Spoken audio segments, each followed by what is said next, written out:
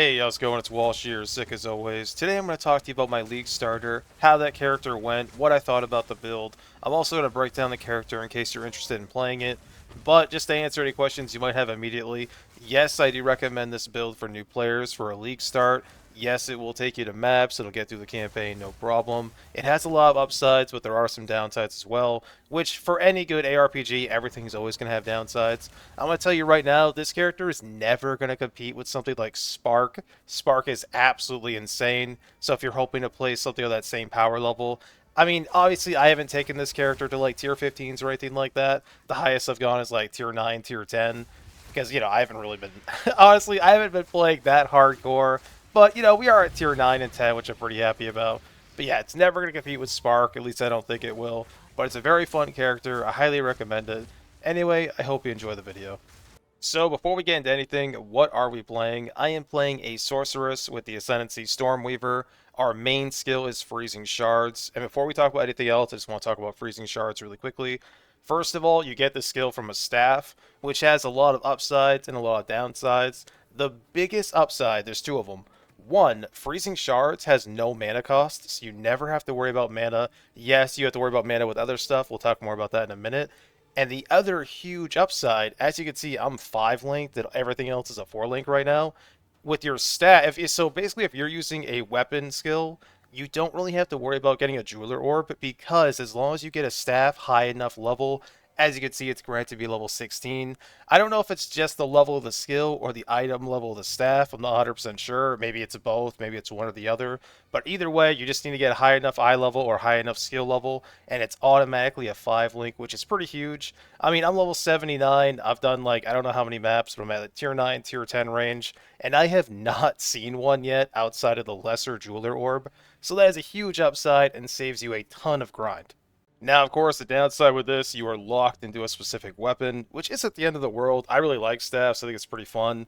Obviously, shields are pretty meta right now because shields are absolutely insane and for good reason. But I like staffs. It's a good time. I recommend it. We're using Arctic Armor linked with Vitality, Glaciation, and Herbalism. We're basically just getting more flash stuff, and the Arctic Armor is pretty much doing nothing else but giving me regen, making my flash better, and when enemies hit me, hit me with melee, I should clarify. When they hit you with melee, there's a very good chance they're going to automatically freeze, which is not only a really good defensive layer, but also we have cast on freeze going on, which pretty much I'm sure everyone doing anything with cold is using cast on freeze. So if they hit me, the comet comes down and takes them out, which is fantastic. And while we're here, we might as well talk about cast on freeze. So basically, every 2 times you freeze something, you're automatically going to cast the spell. We're using Comet with a bunch of crit stuff, which feels awesome. So basically, like you saw in the earlier clips, and you'll see more here in a second, every time we freeze stuff, we're just blowing everything up. And anything that does survive, we can just cold snap it. We have cold snap with Conk Effect, LE Focus, and Considered Casting, because cast speed doesn't matter. And everything just dies. It feels awesome. And with bosses, what I recommend you do is you freeze them, hit them, 3 or 4 times with your freezing shards, drop a frost bomb, and then cold snap. In addition to that, we have frost bomb. Frost bomb, we have less duration, which is kind of an upside and a downside. The upside is it makes it blow up faster. The downside, I'm pretty sure it makes the exposure last less. For less duration, sorry, but it's really not that big of a deal. It lasts long enough anyway. We have Cascade. That way, instead of casting 1, we cast 3. And we have Strip Away just to make the exposure even better.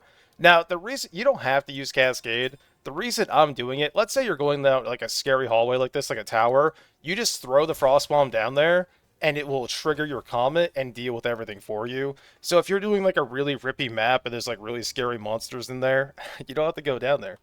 Outside of that, we just have Hypothermia because, we want to lower their res. For Hypothermia, we have Heightened Curse to increase the effect. We have Persistence to increase the duration, which is the opposite of Fast Forward, of course. And we have Focus Focus Curse just to make it last longer. Alright, let's talk about the Ascendancy and then the tree. First of all, the Ascendancy, very straightforward. Go for Arcane Surge, come down here for Force of Will, because we are stacking some mana on this character. I'll get more on that in a minute. Come over here to get Tempest Collar for Elemental Storm, which is going to feel amazing for clear speed, and it's going to be a nice little boost for your single target DPS. I would probably recommend you come down here to Rain Dancer, but if you really don't want to, you could just come over here and get Scouring Winds for even more exposure, which will feel pretty amazing. Alternatively, if you really didn't want to do Ellie Storm, I would probably go for Shock, because Shock is just busted, but I really do think Ellie Storm is the way to go.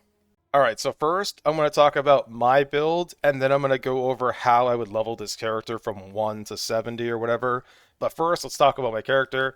Essentially, we are armor, slightly getting energy shield. We'll get more. I'll talk more about gear in a second. Critical strike chance, cast speed, and exposure. So, step 1 with this character, get cast speed, practice sign, get that right off the back. Early on, don't take crit. Don't go for it. It's not worth it. I mean, it can be, but I just don't think it's worth it. Go up here through the cold stuff, come up here, get cold pen. And I wouldn't do this for other elements, but for cold, I would come up here, go all the way up. It's going to suck to like be pathing a lot, but it's also nice because you get a bunch of attributes in a jewel. And then come up here, get glaciation, endless blizzard, and impeccable cold. Or sorry, inescapable cold. Don't come over here yet. This is endgame stuff. Don't worry about that. Come over here. I would recommend taking Spiral into Depression right off the back. So I'm a Ruthless player, and on Ruthless, movement speed is like #1. Movement speed is king. Not only is it clear speed, but it's also defensive. It helps you move around and dodge stuff. Granted, that's not as relevant in this game because you get the dodge roll, but it's still very good. We also take Spiral into Mania because cast speed on our character is incredible. And of course, getting free res on the tree feels amazing. Again, this is crit, so we're not going to take this right off the back. Take that later. You're going to come up here. You're going to take all natural. Again, free resist, more damage. Take Storm Charge once you go crit, but don't worry about it yet.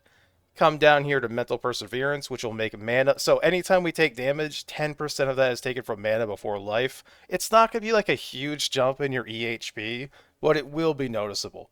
As you can see right now, working my way towards Touch the Arcane. But like I said, that's like the very, very last thing you take. Once you start going crit, the first thing you're going to do is get Critical Overload. Then you're going to come over here, get Potent Incantation. Then come over here and take Critical Exploit. Then come up here, Sudden Escalation. Come over here, Controlling Magic. And trust me, take Ingenuity, because we're using so much strength gear. You need to get a lot of strength. So if you can just get 33 strength for 2 points, it's huge. Plus, strength gives you a little bit of life, which feels awesome. Come over here, which will give us even more crit bonus, and we take less damage. Well, we have basically less crits taken from enemies, which feels amazing. And that is basically the character. I love this build. It feels very defensive. As you can see, I mean, obviously, armor and PoE is kind of finicky. It depends on the hit you take. But, I mean, we have 2,600 armor, which feels awesome. And my gear is nowhere near perfect. Like, look at my gloves. I mean, my boots are pretty decent, but they don't have armor. You can also get a belt that has the implicit for armor, which is pretty cool. But let's talk about gear now. Alright, starting for the top, our weapon. The #1 modifier you care about is level of all cold spell skills. If you have a lot of currency, I recommend every single time you see a Gelid staff, just throw a transmute on it, throw an augmentation on it if the first one is good. If you don't hit at least a high cast speed, or a high spell or cold damage modifier, or cold spell skills, just drop it. Get rid of it. Save your money. Reroll another one.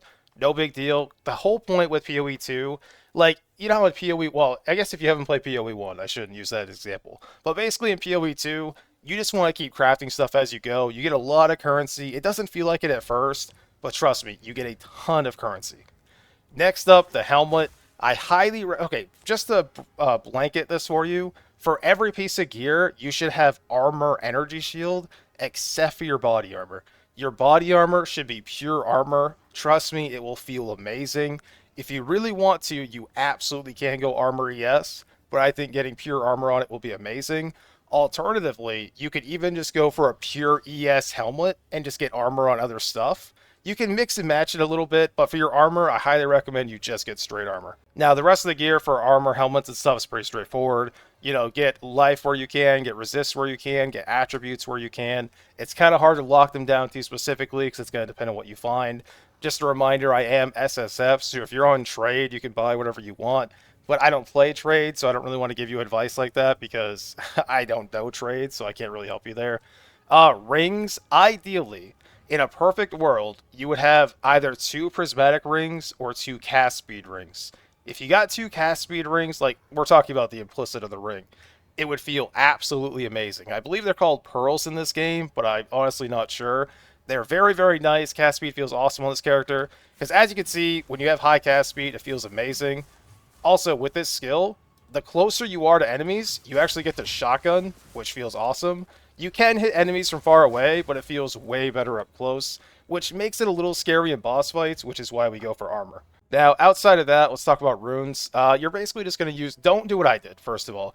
I just wanted to see how much armor I could stack, so I put 2 iron runes in here, which you can do if you're not struggling with res. But look at my resist. If I would have just, like, put a couple res in here, I would have been res cap, no problem. But I don't really regret it because having a lot of armor feels really nice. For your boots, just get movement speed. That's the most important stat and go from there. For your belt, it's okay. I'm going to be honest. If I had my choice of any base, I think it's called a plated belt. That gives you the baseline strength for the implicit, or not strength, sorry, armor for the implicit. Highly recommend that. It feels so nice just to have more armor, but you have some flexibility there, so don't feel too locked down. Alright, so this is a tier 9 map. It's got life as extra ES. It's not a super rippy map or anything like that, but I just want to show you how the character plays. So essentially, you're just going to be running around with your character. You're going to be firing off your ice shards, which again cost no mana, so don't worry about just spamming it. You're just going to constantly move around, do damage. When things freeze, the comets will kill them. If the comets don't kill something, but something is frozen, just use your snap and blow them up. Cold snap is awesome. It does a ton of damage. I will say though, like the main way I die on this character is I get way too complacent because I'm so used to everything just dying. So I'll I'll barrel roll into a huge pack of monsters and die. Just don't be an idiot like me and you'll be fine. The single target feels absolutely incredible. So we are going crit, and as you get more and more crit, this feels incredible, especially considering this ability hits so many times, you're going to be critting all the time. And once you actually crit, we have stuff on our tree that gives us more cast speed, more elemental damage. So every time you crit, you just even stack up even more. Anyway, that was my league starter. I love this character. I had a great time with it. I am re-rolling a sorceress right now. I'm going to be going for either ball lightning, or what I would really like to do is actually use lightning strike in the staff, so like the weapon skill. I don't think those are being played as much, so I kind of want to like jump on those and see what they're like. But I don't know. I'm not really looking at anything. And again, I am doing SSF, so if you're on trade, you could probably do things I can't do, like find some crazy uniques or whatever.